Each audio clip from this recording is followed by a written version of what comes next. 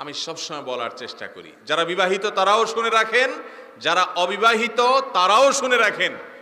মনে রাখবেন, দাম্পত্য জীবনে স্বামী স্ত্রীর মধ্যে শত ভেজাল লাগুক, শত গন্ডগোল লাগুক, শত অশান্তি হোক, খবরদার কিছু হলেই তালাক শব্দ মুখে উচ্চারণ করবেন, তালাকের কথা মুখে বলবেন না।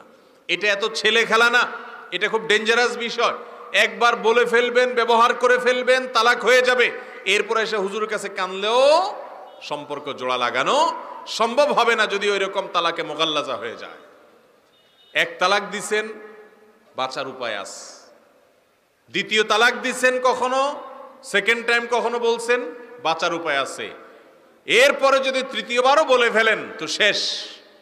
আর তাকে স্ত্রী হিসেবে গ্রহণ করতে পারবেন, এমনকি নতুন করে বিয়ে পড়ালেও সম্পর্ক আর জোড়া লাগা যাবে না।